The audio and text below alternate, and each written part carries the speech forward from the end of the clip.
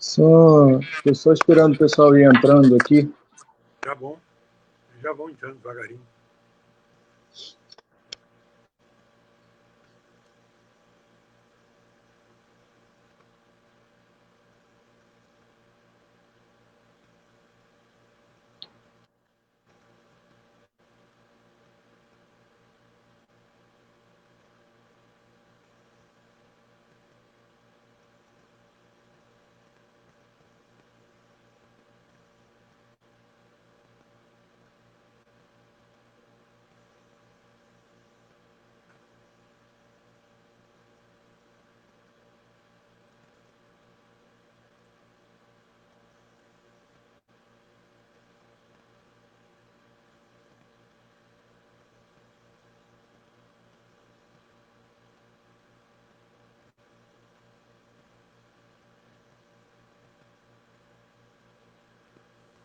Dom Bernardo já está aí, ó.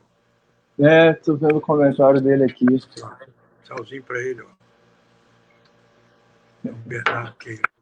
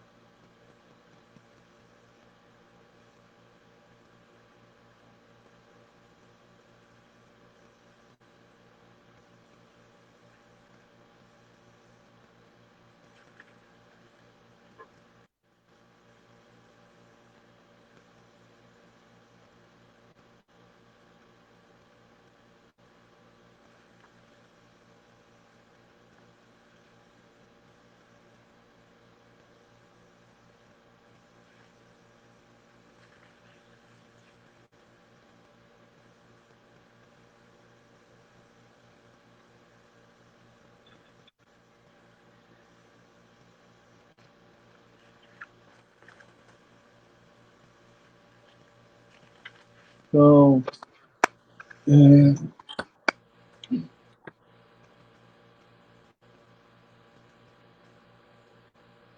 uma boa noite a todos. A gente está aqui hoje para mais um programa, Caminhando na Fé, como nós temos toda terça-feira. Vou pedir só para vocês me disserem se estiver dando retorno no som, vocês comentam ali, que eu vou estar conseguindo saber.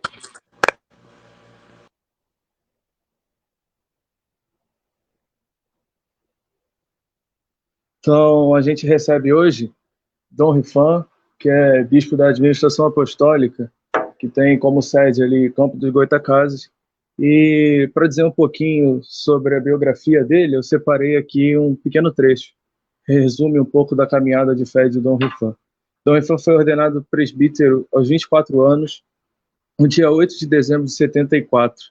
e no ano de 2002 foi nomeado pelo Papa São João Paulo II como bispo da administração apostólica pessoal São João Maria Vianney, tendo sido ordenado no dia 18 de agosto daquele ano pelo cardeal Dário Castrilão, prefeito da Congregação para o Clero, na cidade de Campo dos Goytacazes, onde realizou seus estudos e amadureceu sua vocação.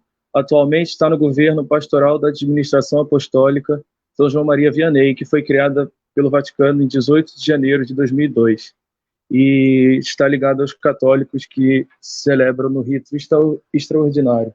Então, Dom Rifão vai partilhar um pouco para a gente hoje sobre a administração, sobre a tradição, assim, ele que talvez seja um dos principais expoentes da tradição aqui do Brasil, e vai estar falando um pouco para nós hoje. Sobre isso eu vou mais ouvir do que tudo, porque também estou aqui para aprender. Então, Dom Rifão, fique à vontade, a gente agradece pela disponibilidade do senhor, e nós estamos aqui para aprender. Muito bem, obrigado aí, Rodrigo, pelo convite. Muito obrigado. Está ouvindo bem meu som? Tá, né? Tá bem. Então, vamos lá. Tá bom. Então, tá ótimo. Olha, o Dom Bernardo já disse que está ótimo o retorno. Então, muito bem, vamos começar. Vamos falar um pouquinho, já que a gente vai falar sobre a administração apostólica, já que a gente está contextualizando para o pessoal entender, e a gente está dentro da história da igreja, porque no começo você tinha falado, vamos falar sobre a história da igreja, mas vamos falar sobre a história da administração apostólica, mas que faz parte também da grande história da igreja. Todos nós, né, fazemos parte da grande história da igreja, pela graça de Deus. Então, nós celebramos no dia 29 de junho São Pedro. São Pedro foi escolhido por Jesus. Aliás, vamos tomar como começo desta palestra, desta nossa entrevista, vamos tomar aquela frase, né, que Nosso Senhor disse, né? Não foi a carne nem o sangue que te revelaram isso, mas meu Pai que está nos céus, quando São Pedro proclamou que Jesus era o Cristo, o Messias.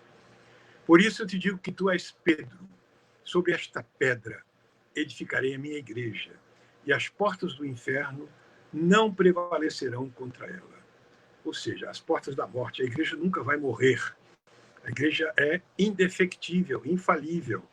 Não vai falir. Uma empresa grande, por maior que seja, pode falir. A igreja não, porque ela conta com a assistência do seu divino fundador até o fim dos tempos. Eu estarei convosco todos os dias até a consumação dos séculos. Porque, portanto, Jesus quis que a sua igreja, que ele fundou sob Pedro, continuasse até o final dos tempos.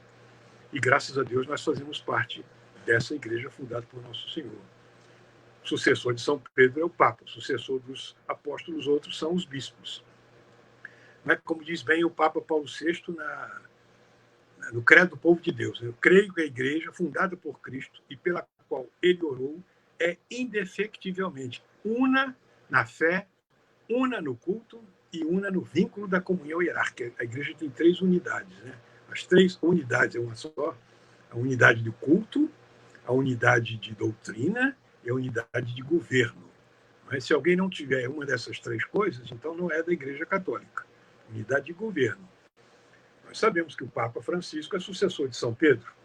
Isso aí ninguém pode negar, até historicamente se pode provar, qualquer pessoa sabe disso, né?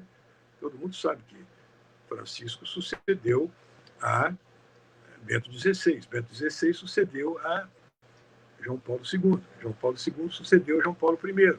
João Paulo I sucedeu a Paulo VI. Paulo VI sucedeu a João XXIII. João XXIII sucedeu a Pio XII. Pio XII sucedeu a Pio XI. Pio XI sucedeu a Bento XV. Bento XV sucedeu a Pio X. São Pio X. São Pio X sucedeu a Leão XIII. Aí já estamos no século XIX. E assim a gente vai até chegar a São Pedro. Né? Portanto, chegamos lá. Então, a igreja que Nosso Senhor fundou sobre São Pedro. Agora, a escolha de São Pedro foi emblemática, paradigmática. Porque São Pedro, escolhido por Nosso Senhor para ser pedra, ele, pessoalmente, ele era muito fraco, né? São Pedro era fraco. A pessoa que falava uma língua só, era ali da Galileia, pescador, e temperamental ainda por cima, né? E tanto assim que depois acabou dizendo que não conhecia Nosso Senhor, não é? Mas a igreja é santa. mesmo tendo pecadores no seu seio. Isso aqui é importante, né? Pessoal, mas a igreja tem muita gente ruim. Tem, você, por exemplo, e eu, nós somos ruins, mas estamos dentro da igreja. É nela que nós vamos nos salvar, né? Portanto, como diz o Papa Paulo VI, a igreja é santa, apesar de incluir pecadores no seu seio. Então, São Pedro, forte por causa de Jesus, fraco por ele mesmo, é exatamente a imagem da igreja. A igreja é santa, ela é forte, mas a igreja tem pecadores, tem suas fraquezas humanas, não a igreja, as pessoas da igreja. Não é? Portanto, o que diz a Lumen Gentium, Cristo, santo, inocente, imaculado, não conheceu o pecado. Ao mesmo tempo, a igreja é santa, mas Nosso Senhor sofreu. E a igreja é sempre necessitada de purificação. Aquela expressão que não é muito boa, falar igreja santa e pecadora, é melhor dizer igreja santa e sempre necessitada de ser purificada. E continua aquela frase de Santo Agostinho, né? Andando entre as perseguições do mundo e as consolações de Deus. Nós temos aí todos os santos, né, da igreja para mostrar isso. E vai assim até o final dos tempos. Isso é só para dizer, para contextualizar um pouquinho, né, que nós estamos na Igreja Católica. E a igreja tem sua parte divina, a sua doutrina, que é divina, a sua graça, seus sacramentos, e tem a sua parte humana, que é fraca, somos nós, pecadores. Então, o pessoal, às vezes, quer estudar história, fala assim, mas a igreja cometeu tantas coisas. Espera aí, homens da igreja sempre houve. É sinal que a igreja tem desde o começo. Mas no começo houve heresias. É sinal que a igreja tem 20 séculos, né? Mas houve também Inquisição. Houve. A parte humana da igreja tem fraquezas. Tem até hoje. Mas ela é divina na sua doutrina, nos seus sacramentos, na graça que ela tem. Bom, isso é só para contextualizar um pouquinho. Vamos contextualizar agora mais perto, para chegar na administração apostólica, porque é bom recordar um pouquinho para agradecer a graça de Deus que nos deu essa grande graça de sermos a administração apostólica. Pois bem, século XX, século passado, é um século muito complicado, né? Um século bem complicado, porque teve 2 guerras mundiais, imagine, né?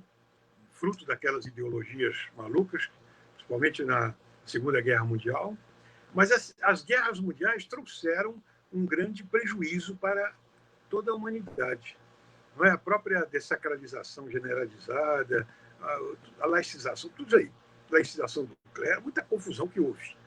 Mas aconteceu também no século XX, 62 a 65, o Concílio Vaticano II. O Concílio Vaticano II foi o concílio do século XX. E o último concílio tinha sido o Concílio de Trento, no século XVI. Olha que demorou. Quer dizer, depois do Concílio de Trento, desculpe, teve o Concílio Vaticano I, que não terminou. Mas temos aí o Concílio Vaticano II. Demorou muito tempo para ter um. Isso foi no tempo de Pio IX, portanto, no século XIX. Bem, e nesse período do concílio, principalmente no período pós-concílio, houve muita confusão na igreja. Muita gente se aproveitou do concílio para criar muita confusão. Muita apostasia de padres, muita gente... O Papa João Paulo II, no discurso do Congresso das Missões, ele disse nesse tempo foram espalhadas a mãos cheias ideias contrárias à verdade revelada e sempre ensinada. Verdadeiras heresias foram espalhadas. O Papa, e o período pós-conciliar, o Papa Bento XVI disse que é como uma guerra naval no escuro. Isso ele citando Santo Atanásio, né, que depois do concílio de Nicéia foi assim. Então, sempre houve complicação na igreja. Né? Isso é a parte... O Bento XVI é que fala isso, né, sobre a confusão que houve. Bom, então vamos lá. Eu estou chegando para chegar no nosso tempo. Né? Nesse tempo do concílio, houve muita confusão. Eu vivi um pouquinho... O tempo de seminário meu foi de 63 a 74, né, que eu estudei, né? Fui 12 anos de seminário. Eu entrei em 63, 1963, foi durante o concílio. O concílio começou em 62, terminou em 65. Eu lembro que a gente rezava, quando era coroinha, a gente rezava aquela oração de João 23, Divino Espírito Santo, que enviado pelo Pai, em nome de Jesus, assistis infalivelmente à igreja. A gente está pedindo para iluminar os padres do concílio. Muito bem. Após o concílio, é que houve essa confusão. Me lembro de um arcebispo, agora está vivo, ele me falou, olha, houve tal confusão no seminário naquele tempo, E o pessoal começou a sair todo mundo, saiu quase todo mundo do seminário, e dizendo para mim assim, então, vão sair todo mundo, a igreja vai acabar. A igreja vai acabar, que absurdo, né? Aí, olha, houve uma confusão, queimaram paramentos, livros, aqueles livros de teologia, todo mundo foi jogado fora.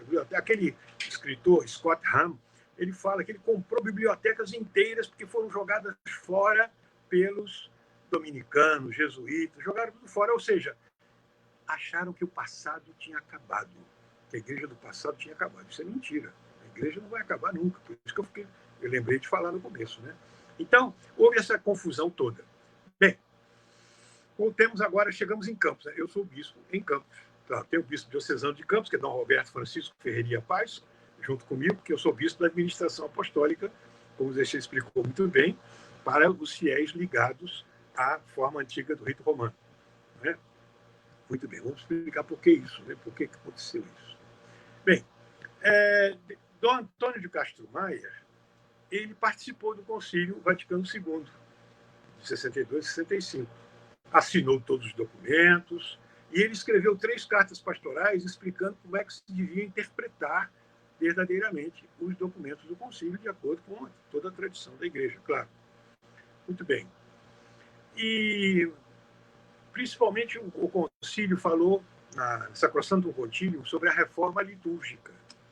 Né? E é muito bonito esse documento, que vale a pena ler. Mas muita gente se aproveitou dessa dita reforma para fazer muitos abusos e erros. O próprio Papa Paulo VI já lamentava isso. Né?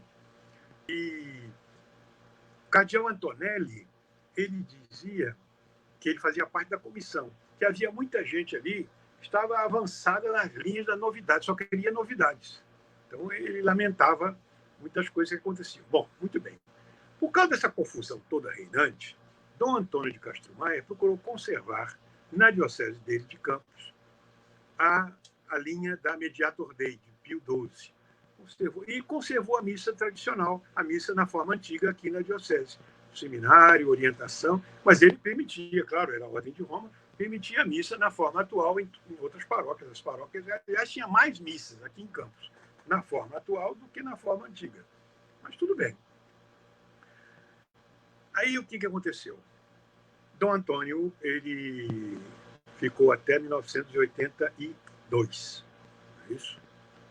O Papa Bento XVI dizia que naquele tempo começaram a proibir a missa na forma antiga. Ele achava isso um absurdo. Quando ele estava ainda, ele era bispo, padre, falou, isso é um absurdo. Não pode proibir uma missa que santificou a igreja durante tantos anos, que os santos assistiram. Como é que vai proibir como se fosse uma coisa má? Os santos, que alguém pode dizer assim, mas essa missa é antiga em latim, ninguém participa. Mas peraí, você quer dizer que Santa Teresinha nunca participou da missa? São João da Cruz nunca participou? Santa Teresa de Jesus nunca participou? Que isso? A igreja, a missa, o santo sacrifício da missa, é claro que participaram. Muitos santos que assistiam à missa em latim direitinho. Bom, então, conservamos aqui, Dom Antônio conservou, eu fui ordenado em 1974, também na missa na forma antiga, e então se conservou tranquilamente essa forma aqui. Bom, quando Dom Antônio renunciou, porque fez 75 anos, foi nomeado novo bispo para Campos. E o novo bispo foi Dom Carlos Alberto Navarro, que era bispo auxiliar do Rio, veio para cá. Mas aí começou o embate, né? Aí houve erro dos dois lados, né? E eu acho que houve mais da minha parte, da nossa parte, que a gente brigava muito, falava, confusão, enfim. E aí, enfim, houve o choque das duas coisas e Dom Carlos Alberto acabou dando um decreto dizendo o seguinte, agora, adiante, daqui 6 meses depois, fica proibida a missa na forma antiga. E quem ousar celebrar vai ser tirado da sua paróquia. E os padres disseram que não podiam tirar, e aí ele tirou todo mundo da paróquia. Todos os padres foram tirados das suas paróquias. Bom, aí o que aconteceu? Os padres, então, construíram capelas, começaram a continuar a atender o povo. Eram 25 padres. Começaram a atender o povo nas capelas, nos lugares. E tinha muita gente, né, que ia lá. Isso estava certo? Não estava, mas a gente não sabia o que fazer, então começamos a atender o pessoal.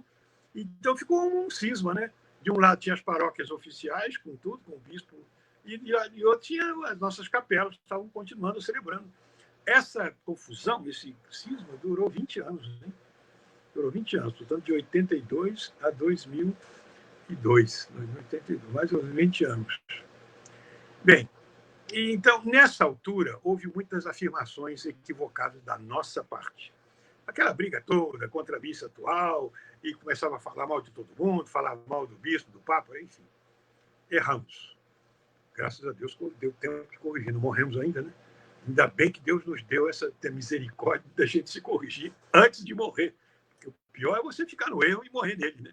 Graças a Deus que não. Então, essas atitudes que aconteceram, por causa da confusão que havia, elas podem ser explicadas, não justificadas. Não se pode justificar o erro. Mas a gente explica porque fazer o quê? Havia disso aí, né? Aqueles elogios que todo mundo fazia, elogia. Até o próprio cardeal Ratzinger dizia. O Ratzinger dizia o seguinte: um grupo considerável de liturgistas católicos parece ter chegado à conclusão de que Lutero é que estava certo, no século XVI. E aí começaram a desqualificar o Concílio de Trento e começaram a achar que Lutero tinha razão. Toda essa confusão que houve fez muitos católicos se retraírem, como nós também nos retraímos e acabamos ficando fora. Nessa altura, houve aquela confusão toda, houve as ordenações episcopais de Dom Marcelo Lefebvre, que o Papa João Paulo II disse que foi um ato cismático. Bom, tudo isso. Enfim, esse tempo de separação, para nós, oprimia a nossa consciência. Não podemos continuar assim. Separados, fora do bispo, não reconhecidos por Roma. Então, como é que a gente ia ficar? Né? Ficamos fora e, ao mesmo tempo, querendo voltar, né? Querendo que resolvesse, mas não tínhamos como resolver. E depois veio outro bispo que também foi contra a gente. Aí nós não sabíamos o que fazer. Até que veio Dom Roberto Guimarães, que foi um pouco mais acessível. Veio me visitar, conversamos juntos. Eu falei, olha, nós não temos como resolver isso. Vamos pedir a Deus. E Deus resolveu. Nosso Senhor sabe, né? Aí o João Paulo II, o Papa São João Paulo II, no ano 2000, foi o ano santo. Nós fizemos uma peregrinação a Roma. Nessa peregrinação, nós estávamos juntos com a Fraternidade de São Pio X, de Dom Lefebvre. E aí o Papa nomeou o cardeal Castrillon, é isso que você falou aí, Dom Dario Castrillon Royos, nomeou para resolver essa questão dos tradicionalistas. Aí chamou primeiro a Fraternidade, que era um número muito maior, né? 600 padres, etc. Os fiéis, milhares. Aí a Fraternidade nos convidou, ligou para mim e falou, olha, o Papa está querendo, o cardeal Castrillon está querendo resolver a nossa situação. Qual é a opinião de vocês? Aí Dom Licínio, que era o nosso bispo aqui, também sagrado irregularmente naquela situação, me mandou lá para a Econe, mandou lá para estudar junto com eles. E eu fui, e lá eu já fui com a ordem do Licínio, olha, nós queremos resolver essa situação, não podemos continuar mais essa situação, que nossa consciência de católicos está incomodada com isso. Muito bem. Mas aí eu percebi que a Fraternidade não queria aceitar a oferta de Roma. E, bom, aí eu fui a Roma, conversei com o cardeal e tal, conversamos várias vezes, teve outras reuniões com a Fraternidade, enfim, a Fraternidade não queria e nós voltamos. Eu voltei para cá, para o Brasil. Só que quando foi em maio de 2001, isso tudo, hein? Maio de 2001, Dom Felé, que é o superior da Fraternidade, escreveu dizendo que recusava a oferta de Roma. Por mais bonita que fosse, por mais benéfica, mas eles não aceitavam, não queriam. Recusou. Aí nós ficamos assim, e agora? O que vamos fazer? Nós estamos juntos, mas também ficamos nessa, né? Separados. Nessa altura, veio de Roma um enviado, que foi Dom Fernando Guimarães, que era capo ofício da congregação para o clero, veio aqui e começou a conversar conosco. Olha aqui, vocês estão em situação irregular, o Papa está oferecendo, a Fraternidade não quis. E se nós fizermos com vocês? Eu falei assim, eu nem acreditei. Nós, insignificantes, nós somos apenas um grupo de 25 para fazer conosco, uma Santa Sé fazer um acordo conosco. Não, nem acreditei direito. Eu disse, não, o Papa quer. Uma vez, o que nós vamos fazer? Escreva uma carta ao Papa e leva lá, leva para Roma. Aí escrevi aquela carta, né? Escrevemos, né? Santo Padre, nós sempre nos consideramos católicos, mas nessa situação que está, nós estamos fora, né? Estava em uma situação cismática, estamos fora, mas queríamos que fôssemos reconhecidos como católicos. Nós somos muito insignificantes, somos últimos sacerdotes do vosso rebanho, mas nós pedimos essa misericórdia da Igreja para resolver isso aí, essa situação. Então, aí fomos lá, pedimos ao Papa isso, né? Muito bem, e fui escrevendo essa carta dia 15 de agosto de 2001. E eu fui levar pessoalmente a Roma. Eu viajei no dia 11 de setembro de 2001, no dia do ataque às Torres Gêmeas. Foi no dia, eu estava no avião, e quando o Bin Laden estava derrubando aquelas torres, eu estava no avião indo para Roma. Aquilo foi nos Estados Unidos. Muito bem, cheguei lá em Roma, foi no dia 22 de setembro, o Papa, o cardeal Castellino, leu a carta nossa ao Papa. E ele disse que o Papa chorou e falou, e prometeu, nós vamos resolver esta situação desses padres de Campos. Não é? Essa carta foi muito bonita, né? Claro que os padres todos ajudaram a escrever, não é? Começamos assim, Beatíssimo Padre, humildemente prostrados aos pés de vossa santidade, nós, sacerdotes da União Sacerdotal São João Maria Vianney, nós tínhamos essa união, assim, informal, da Diocese de Campos, pedimos vênia para formular ao Vigário de Cristo o nosso pedido e manifestar-lhe a nossa gratidão. Nós não temos nenhum título para lhe apresentar. Somos os últimos sacerdotes do seu ministério, presbitério, mas não possuímos nem distinções, nem qualidades, nem méritos. Mas nossa condição é honrosa de ser ovelha deste rebanho e que pode atrair a atenção de vossa santidade. O único título que, pela graça de Deus, nós tentamos com brio é o de católicos apostólicos romanos. E é em nome dessa fé que nós viemos pedir.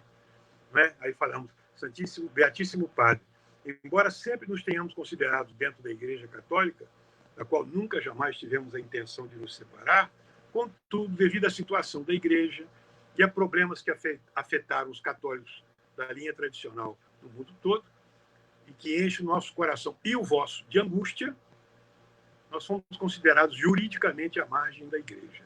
E esse é o nosso pedido. Sejamos aceitos e reconhecidos como católicos.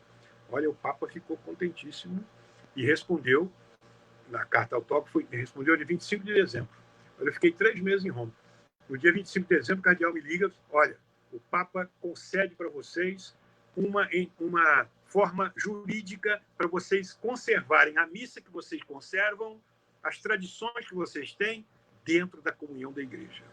Aí, bolado, evidentemente, pela Comissão dos Textos Legislativos, eles falaram, não podemos dar uma diocese porque está dentro de outra diocese, não pode.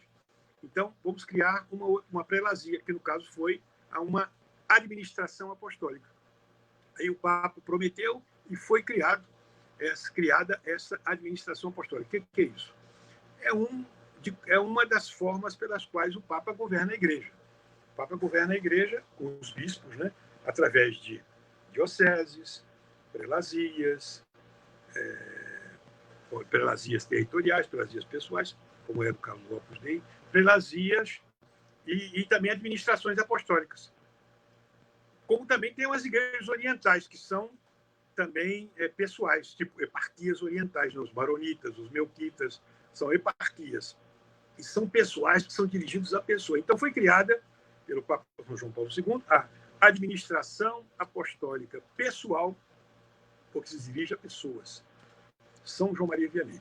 Ou seja, a Santa Sé teve a delicadeza de conservar o mesmo nome do grupo que nós tínhamos. Nós éramos grupo União Sacerdotal São João Maria Vianney. Agora ficou a administração apostólica, que é reconhecida pela Igreja, evidentemente, que é uma das circunscrições eclesiásticas da Igreja, está lá no direito canônico, equiparada a uma diocese. Eu sou bispo equiparado a um bispo diocesano e a administração é equiparada a uma diocese. Como um bispo da eparquia oriental é equiparado a um bispo dos nossos também. Como aqui, por exemplo, o bispo maronita é Dom Edgar Madi, que é bispo maronita.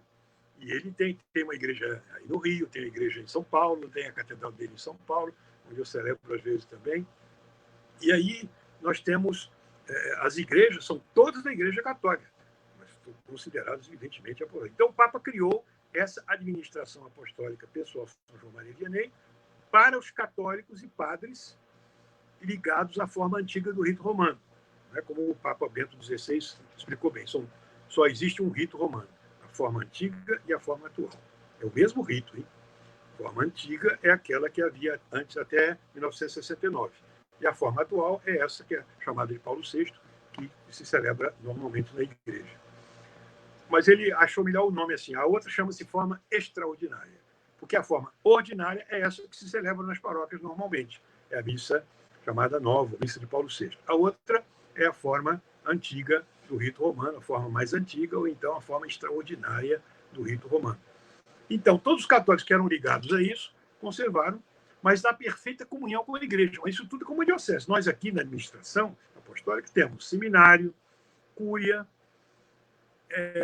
ordens religiosas, nós temos várias ordens femininas, temos umas 80 religiosas, temos seminário próprio, nós temos aí 30 seminaristas, temos um clero bom, temos 35 padres, muitas paróquias e igrejas, e nossa catedral chama-se Igreja Principal, para não confundir com a Catedral da Diocese. A Igreja Principal da Administração Apostólica, na qual eu pontifico, celebro lá, né?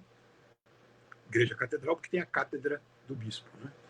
E assim, mas isso em perfeita comunhão, tanto com o bispo diocesano, que é Dom Roberto, como os padres também, temos bom relacionamento com todos os padres da diocese, acabou aquela briga que tinha antes. Aliás, quando eu voltei de Roma, já com a promessa do Papa, que resolveu tudo, a primeira pessoa que procurei foi Dom Carlos Alberto Navarro, aquele que tinha expulsado a gente das paróquias, aquela confusão toda. Fui até ele, abracei, falei, Dom Carlos, toda aquela confusão acabou. O Papa nos reconheceu. Eu quero aqui pedir perdão ao senhor. Não, fala nada disso, não. A igreja, a Santa Teresinha dizia que a única matéria que Deus não sabe é a matemática. Então não tem que fazer conta do que aconteceu no passado. Esqueça isso. Agora, nós todos somos bem, graças a Deus. E Dom Carlos Alberto teve a humildade e a delicadeza de vir ao nosso reconhecimento, que foi na Catedral, no dia 18 de janeiro de 2002. Veio ele, veio Dom Eugênio Salles, veio vários bispos. E ele também esteve presente na minha ordenação episcopal. Foi no dia 18 de agosto de 2002, no mesmo ano que eu fui ordenado bispo. E aí ele veio também, me abraçou. Graças a Deus, ficamos em paz, na amizade. E agora estamos em perfeita comunhão. Eu faço parte do Regional Leste 1, portanto, faço parte da Conferência dos Bispos do Brasil. Vou a todas as reuniões da CNBB, vou às reuniões do nosso Regional Leste 1. Sou o bispo referencial no Regional Leste 1 da Pastoral da Sobriedade, aquela que cuida dos dependentes químicos. Eu que sou o bispo referencial, estou sempre mandando mensagens, falando para eles. Então, graças a Deus, agora tudo ficou em paz. E os padres nossos também estão bem de acordo com os padres da diocese. Cada um tem a sua especificidade, porque a igreja tem unidade, mas não tem uniformidade. Não é todo mundo igualzinho, não. Quantas espiritualidades que existem na igreja, quantas ordens religiosas, quantos modos de viver, quantas liturgias. A igreja tem mais de 24 ritos diferentes para os ritos orientais, por exemplo. Né? E aqui nós temos o rito nosso, a forma antiga. Porque no Oriente são muitos ritos, 20 e tantos ritos orientais. Melquita, Maronita. No Ocidente, temos ritos também, rito ambrosiano, aquele rito da bracarense, temos o rito mozarábico, e tem o principal do Ocidente, que é o rito romano, que tem duas formas, então, a forma antiga e a forma atual. Mas é preciso guardar tudo isso na perfeita comunhão da igreja. Não é? Eu falei com o Papa Francisco, na visita que estive a ele, 2 vezes. Aliás, fiz questão de concelebrar com ele para mostrar que estamos em comunhão, evidente. Né? E eu falei com ele, Santo Padre, eu sou o bispo que conserva a missa na forma extraordinária, a missa antiga. Ah, é? Aí ele falou, o cardeal Castelhão me falou que você vinha aqui para isso. Ah, eu vinha, porque participei lá da Sumorum Pontífico. Aí ele falou comigo assim, olha, Dom Fernando, eu só estranho a instrumentalização da missa tradicional. E eu falei, e eu também. Por isso mesmo que eu estou aqui. Eu sou contra isso também. Quer dizer, instrumentalizar a missa na forma antiga como meio de atacar a igreja, atacar o Papa, atacar o concílio. Isso está errado. Quando o Papa interessante, e aqui nós vivemos perfeitamente comunhão, isso foi em 2002. Quando foi em 2005, o Papa esteve aqui em Aparecida, nós fomos lá falar com ele, que tinha que... O papai já era bento. E em 2007 ele liberou a missa da forma antiga para o mundo todo, a Sumorum Pontífico. Todos os padres do mundo podem celebrar a missa na forma antiga, evidentemente de acordo com o seu bispo, né? De acordo com o seu bispo. Mas sem implicar em atacar o Concílio Vaticano II. Para que isso?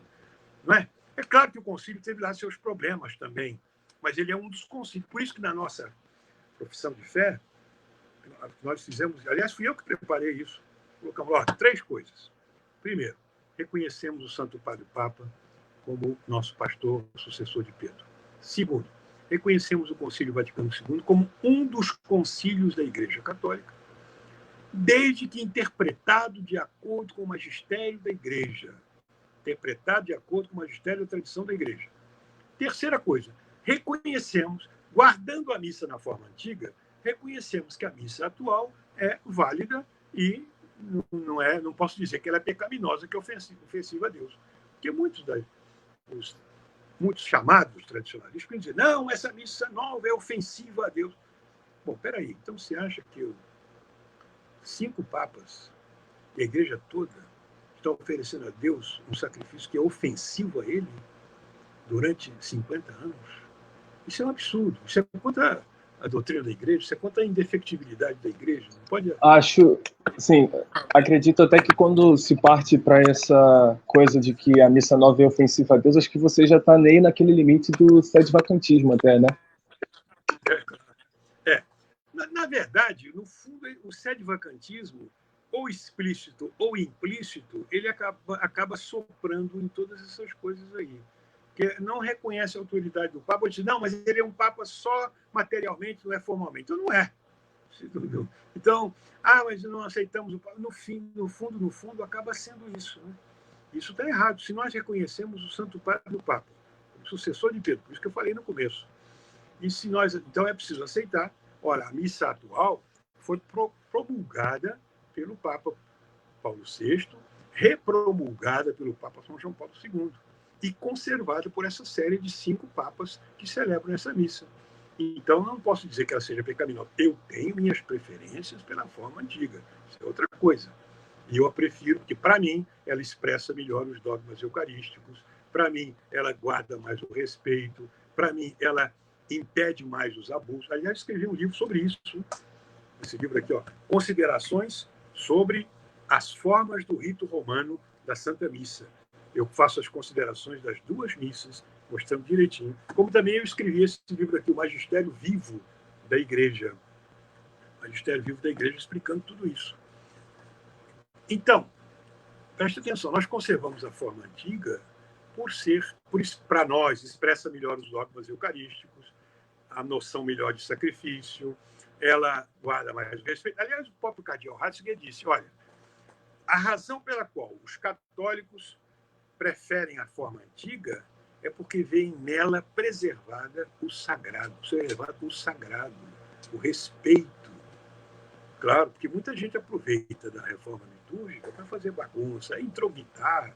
Aliás, ontem morreu o Ennio Morricone, né? Aquele ator que fez as trilhas sonoras de filmes, né? Do faroeste que ele fazia, né? E ele disse isso, a igreja não pôde fazer isso, fez uma coisa muito errada admitindo esse tipo de música na igreja, guitarra, bagunça, confusão. Isso tira a sacralidade. Quanta gente que acaba não indo à missa por causa disso. Os jovens gostam, mas não é todo mundo que gosta, não. Alguns gostam do silêncio. O canto gregoriano é o canto oficial da igreja até hoje. Então, o canto gregoriano, aquela música, a música do órgão de tubos, é aquilo que ajuda a sacralidade. Agora, se começa a entrar guitarra, bagunça, tambor, aí pronto. Aí começa a haver muitas profanações. Não quer dizer que a missa nova seja para isso, mas que muita gente se aproveitou disso para isso, aproveitou-se. Então, olha bem, nós conservamos a missa na forma antiga, mas em perfeita comunhão com a igreja, respeitando toda a doutrina da igreja, respeitando as autoridades, os bispos e pronto. Eu, por exemplo, quando vou na conferência episcopal, eu conservo a missa atual, é claro. Eu estou lá, não é, para mostrar a minha comunhão, como eu fiz com o Papa. E o Papa, aí eu falei com o Papa, eu também sou contra essa instrumentalização. Aí ele falou assim, bom, celebrada assim, com este conceito que você está falando, é uma das riquezas da igreja. Então, o próprio Papa Francisco, que me falou, é uma das riquezas da igreja, desde que a gente conserve a missa com essa reta intenção e em perfeita comunhão com a igreja. Gente, a igreja tem tantos ritos, a igreja tem tantas diferenças, espiritualidade beneditina, espiritualidade franciscana, espiritualidade dominicana. O rito dominicano, por exemplo, é diferente do rito atual, tem vários ritos diferentes, mas todos na perfeita unidade de fé, unidade de doutrina de fé, de culto e de união hierárquica com a igreja. Então, eu acho que expliquei bem o que significa isso, né? Como é que foi a história. Por isso, o final feliz de toda aquela confusão começou uma nova história, com Petron et sub Petron, com Pedro e sob Pedro. Aí o Papa fez o decreto, criou o decreto Animarum Bonum, da Congregação para os Bispos, que criou a administração apostólica, os padres todos assinaram.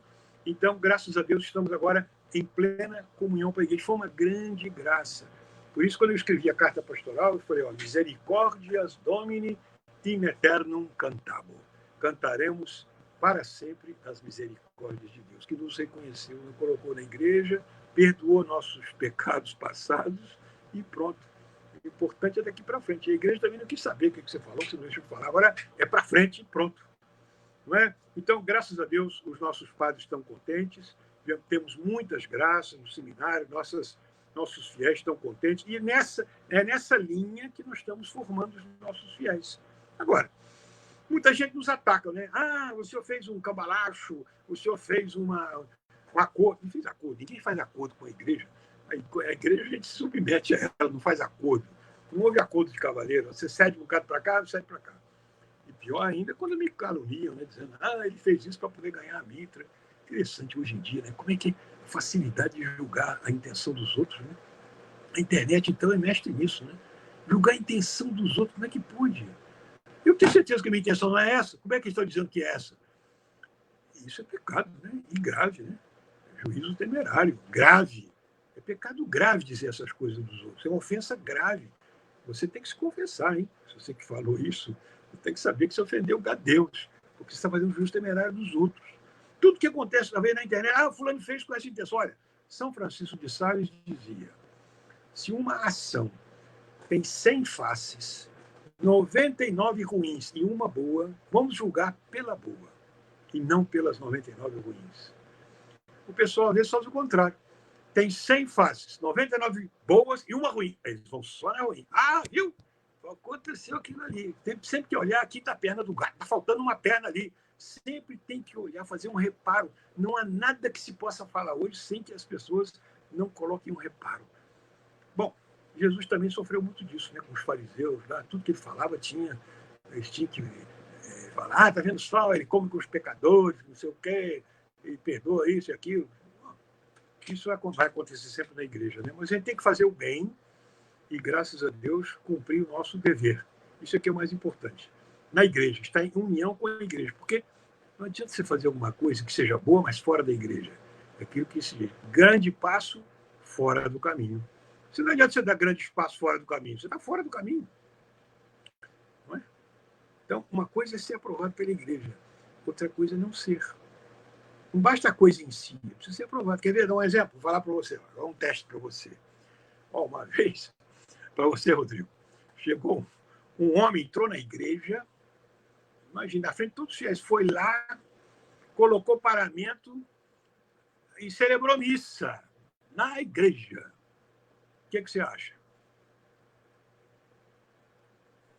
É uma questão bem complicada, realmente. Você ficaria meio que sem saber o que fazer, né? Não tem complicado nenhum. Sabe por quê? Porque era o padre. Você perdeu o teste. Era o padre. É? Não passei no teste. Se é o padre, o caso que ele pode celebrar isso. Uma coisa é ter a aprovação da igreja, outra coisa é não ter. Mesma coisa. Qual a diferença entre escapulário e patuar? Sabe o que é patuar? Aquele negocinho que o macumbeiro usa no peito. Uma trouxinhazinha para proteção. A gente usa escapulário. É a mesma coisa? Não. superstição é aquilo que não tem aprovação da igreja. Escapulário aqui, tá o meu aqui. A gente usa o escapulário, né, Nossa Senhora do Carmo. O escapulário é porque tem a bênção da igreja. Então não é um pano qualquer, é um pano com a bênção da igreja. Por isso que o que nos dá tranquilidade é a gente estar na igreja, na comunhão da igreja, recebendo os sacramentos da igreja. Porque tem muita gente, por exemplo, tem gente que celebra a missa na forma antiga fora da igreja. Né? Esses pessoal cismático, por exemplo, que Palmar de Troia, faz essas igrejas aí, sede vacantistas, eles celebram a missa na forma antiga. E daí? Está errado.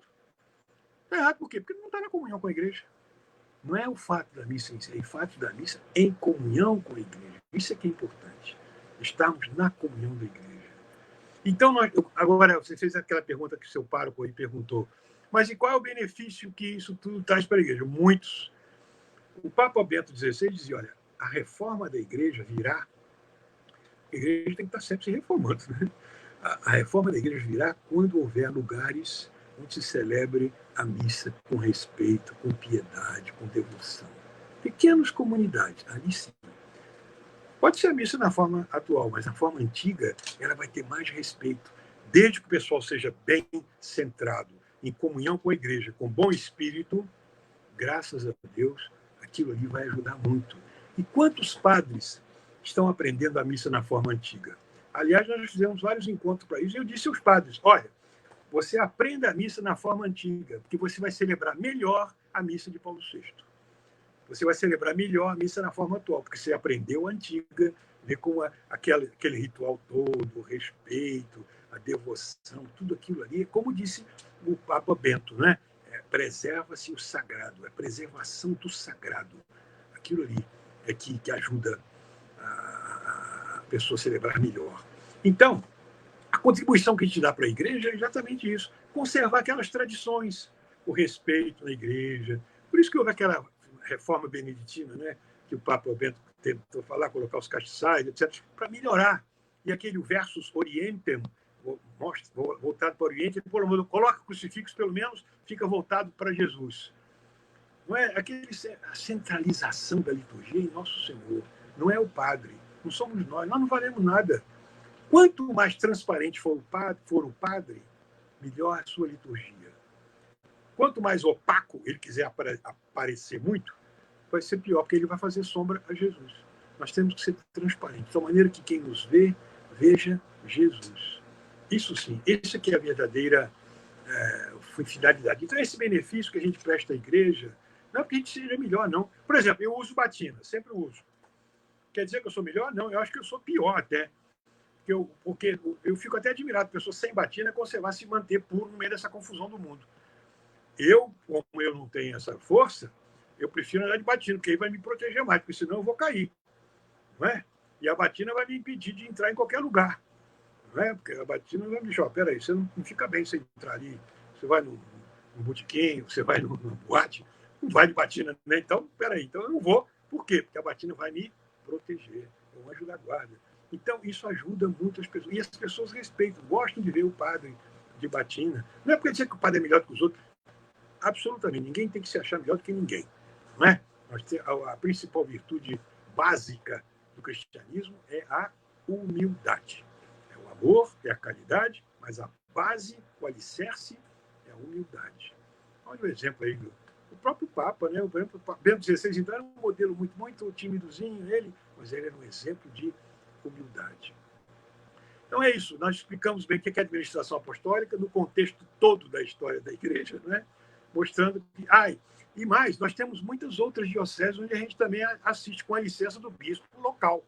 Nós temos umas 10 outras dioceses onde nós temos também, eu mando meus padres, e os padres vão lá e celebram aquela pequena comunidade com a licença e com o uso de ordens dado pelo bispo local. Por exemplo, em Belo Horizonte, Dom Valmor, por exemplo, que nos dá uso de ordens lá, em Nova Iguaçu, o bispo de lá dá também, no Rio de Janeiro, no Guarani, em São Paulo, o cardeal Dom Cláudio Wilmes, que nos deu uma igreja lá, e Dom Scherer continua nos dando. Portanto, nós temos 10 outras dioceses onde temos a missa na forma antiga, celebrada em perfeita comunhão com a igreja e, graças a Deus, os bispos gostam muito, os bispos estão tranquilos conosco, temos amizade, não tem nenhuma... Aqui tem alguém falando, o Damião está falando que eu, na infância, aprendi, sinto falta dessa celebração. Todo mundo sentia... O Papa Bento falava que ele sentia falta dessa missa na forma antiga, daquela sacralidade. É por isso que nós estamos conservando essa missa na forma antiga. E vamos conservar mais ainda. E, quem sabe, outros padres aprenderem também, para eles podem, mesmo celebrando a missa na forma atual, de vez em quando podem celebrar na forma antiga, que ajuda o povo a ser mais piedoso, e a ele mesmo, né? A ser mais piedoso. Hein, Rodrigo? Eu acho que foi bem explicado tudo, né? Naquilo que eu pude explicar. Evidentemente que demoraria 4 horas para explicar tudo, mas eu fiz um resumo para todo mundo ficar bem entendendo o que é. Assim, com certeza, foi excelente a oportunidade. Assim, eu deixo... O senhor já acabou respondendo já 2 daquelas 4 perguntas, né? O senhor já explicou a questão das outras dioceses, também já falou um pouco sobre Dom Antônio. Então, assim, a gente faz outras 2 perguntas aqui, que eu já tinha falado para o senhor. Como o senhor vê esses novos tempos? O que o senhor acha que... Como vai ser viver essa nova volta, esse novo normal? E depois a gente também pergunta como o senhor viveu esse período, como foi para o senhor a adaptação, logo assim que começou, como foi para o senhor viver essa realidade?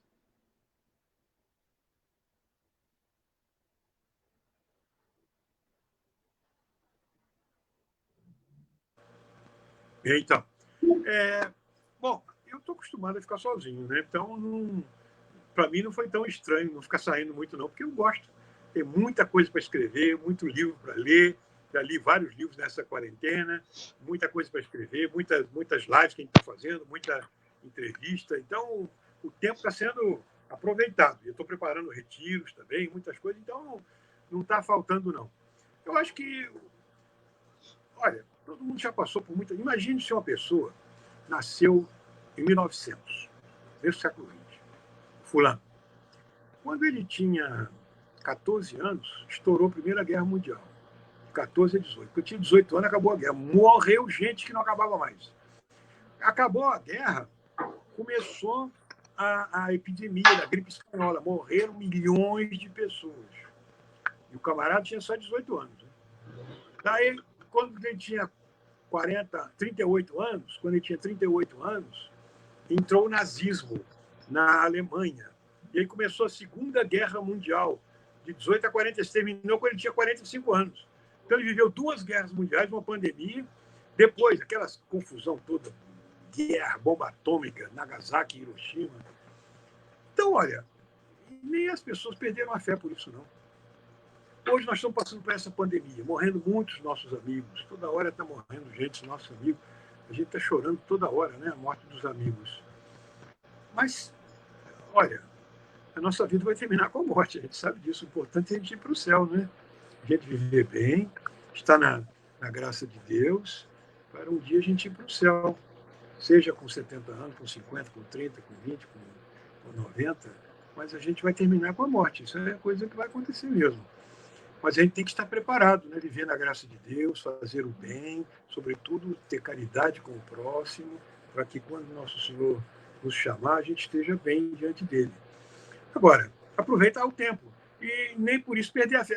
Mas não temos missa presencial. Bom, agora já estão voltando, né? Mas você pode assistir a missa pela internet, pela televisão, rezar o seu texto em casa, rezar em família, ler a palavra de Deus, fazer uma leitura orante da palavra de Deus. Isso não pode esfriar, não. Tem que ler as coisas aí, botar as crianças para rezar também. Todo mundo rezar em casa. Claro que quando voltar a missa, se for permitido, a gente volta, não é? Porque a gente está fazendo, não está indo às missas com o povo, por caridade até com aquelas pessoas que estão na zona de risco. Não é aquela de risco, são grupos de risco. A gente não vai, porque senão vai prejudicar eles. Então, por isso que muita gente não foi, mesmo forte que podia ir, mas não foi porque tem caridade com aqueles coitados que estão em grupo de risco e poderiam se contaminar. Olha, sempre é tempo de se fazer o bem, de se fazer a caridade, de ajudar ao próximo, de rezar mais, de ter paciência, de ter coragem. Mas, é claro, nós ansiamos para que tudo volte ao normal, que as pessoas voltem a trabalhar. Vai ter essa crise financeira também, mas a gente vai lutar, né? Fazer o bem. E você que tem algum recurso, ajude o outro que está precisando. Quanta caridade está aparecendo agora também, as igrejas estão distribuindo cestas básicas, né? A gente está distribuindo isso também para as pessoas que precisam. Graças a Deus, a gente está fazendo o que pode. Então, ajude ao próximo também. E ajude principalmente a sua família. Cultive o amor dentro da sua casa. Acho que mais uma pergunta aqui que um rapaz colocou aqui 2, 3 vezes nos comentários, mas acho que ela já foi meio que respondida. Ele pergunta se a situação da administração apostólica, se ela é um pouco parecida com a dos ex-anglicanos, que foram readmitidos na comunhão da igreja, e dos ordinariatos militares.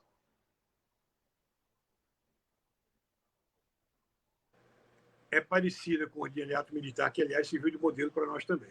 O ordinariato militar é uma diocese pessoal, ou seja, para o pessoal das Forças Armadas. Os anglicanos também parecidos, mas eles conservaram. É ruim porque eles conservaram algumas coisas dele mesmo, né? Mas a misericórdia da igreja foi muito grande com ele, por exemplo, puderam conservar as esposas, aquele negócio todo, né? Mas, graças a Deus, foram... Aliás, Pio XII já tinha feito isso, né? Eu mesmo fiz palestra nos Estados Unidos, onde estavam lá padres que eram casados, mas que eram anglicanos, que já tinham sido recebidos desde o tempo de Pio XII. É uma situação parecida, mas nós é diferente, porque nós somos perfeitamente do rito romano, sem problema nenhum, padres normais, celibatários, tranquilos, não é? E agora, o ordinariato militar, ordinariato militar, sim, é bem parecido, porque foi assim, parecido com a prelazia pessoal do Opus Dei, parecido com o ordinariato militar, que é também pessoal. Sim, e por último, estou vendo aqui que o Lucas Zairo, parece ser um seminarista, ele colocou aqui, conheci a administração apostólica no ano de 2016, por ocasião da ordenação sacerdotal do padre Jorge Luiz, e fiquei maravilhado com o trabalho da administração, não só para os seus fiéis particulares, mas para com toda a Santa Igreja de Deus. Então, acho que é também um reconhecimento que ele faz para com o trabalho de vocês. Acho que é uma mensagem bem bonita que ele deixa aqui para o senhor, e não sei se o senhor Muito conhece bem. esse padre. Obrigado aí, Lucas Airon, muito obrigado. E é isso mesmo, vamos fazer o bem à igreja, né? Nós somos insignificantes, mas com a igreja nós somos muito fortes, né? A gente pode fazer o bem e a gente continua, né? A fazer o bem à igreja toda. É isso mesmo. E vamos continuar unidos na oração. Você que está me vendo aí, a gente não pode ficar pessoalmente, vontade de dar um abraço em todo mundo, mas não pode. Então, vamos continuar unidos na oração. E eu tenho uma oração muito forte, hein? Que você talvez não tenha. É a missa. Eu celebro a missa. A missa eu ponho todas as intenções de todo mundo que me pede, todo mundo que gostaria de pedir, os falecidos, os vivos, todo mundo, eu ponho todo mundo ali no altar, na hóstia com o Nosso Senhor. Pronto, porque a missa é a oração mais forte, mais eficaz, porque não é nossa, é Jesus que está ali rezando por nós. Então, assim, acho que fica para nós, dessa live hoje de Dom Rifan, assim, como eu sempre faço uma reflexão, para resumir um pouco para vocês, acho que para nós fica uma reflexão de que a igreja, com o longo dos anos, com toda a sua tradição, ela sempre passa por várias fases, tem vários caminhos, tem várias formas de se chegar no único caminho que é nosso Senhor Jesus Cristo. Então, seja no rito extraordinário, seja no rito ordinário, seja nos ritos orientais, todos nós estamos buscando a mesma coisa, que é um encontro verdadeiro com Cristo. Então, acho que fica um pouco para nós isso, de que no mundo hoje marcado por tantas divisões, por tantas brigas, a igreja nos dá um olhar de que, apesar de pensar diferente, é possível viver unidos, viver em paz, viver com a amizade, com a união, e acho que Dom Fernando explicou muito bem essa questão de que até reconhece, assim, eu não conhecia tão bem a história, mas vi que ele reconheceu que no passado talvez tenha errado. Talvez hoje, com a cabeça de hoje, talvez não tivesse tomado algumas decisões que tomou anteriormente. E a igreja nos mostra que, com a sua misericórdia, reconheceu e acolheu todos eles. Então, dentro do mundo hoje, de um país que nós vivemos, marcado por tantas divisões, por tantas brigas, a igreja mostra com seu olhar misericordioso que nós somos também chamados a perdoar. Deus, é a misericórdia de Deus para nós, né? A gente sempre conta com ela. e a gente agradece muito. Vamos continuar juntos, né? Unidos na oração, fazendo bem à igreja, junto com a igreja, nunca fora dela. É isso que vai fazer bem. Olha aí, uma benção aí para Camila Maria, também, que está nos assistindo, todo mundo que entrou também aí. E depois você vai colocar esse no YouTube, não vai? Vai ficar disponível lá. Ótimo, fica disponível para o pessoal assistir. Ótimo. Então, acho que agradeço a todos aqueles que estiveram assistindo. Vejo aqui que o Eduardo Poel, um seminarista aqui do Seminário do Rio, um grande amigo, estava assistindo também. O professor Rogério Carvalho, se eu não me engano, foi meu professor no Mater Ecclesia de Teologia Sistemática, não tenho certeza, mas ele estava agradecendo aqui o senhor também por o senhor ter sido muito esclarecedor, o senhor ter tratado com muita sabedoria todos esses temas. E eu agradeço muito ao senhor pela disponibilidade, o senhor ter assim perdido um pouco uma hora aqui com a gente. Agradeço. O senhor está aqui. Para encerrar, se o senhor quiser deixar mais alguma mensagem, se eu pedir encerrar também, lembra aqui de um menino que é autista. Ele pedia, durante essa semana, eu falei, vou tentar fazer alguma surpresa para você. Ele é autista e tem um sonho de ser padre. Fica brincando de celebrar a missa em casa. Eu falei, olha, vou tentar ver se ele deixa um abraço para você na live. Se você puder deixar uma mensagem para ele e também encerrar, nos dando a sua bênção e, mais uma vez, agradecendo em nome também do Padre Luciano, de toda a nossa paróquia, pela disponibilidade que o senhor teve em estar conosco hoje. Então, muito obrigado aí ao Rodrigo, muito obrigado aí ao Padre Luciano. Como é que é o nome do menino?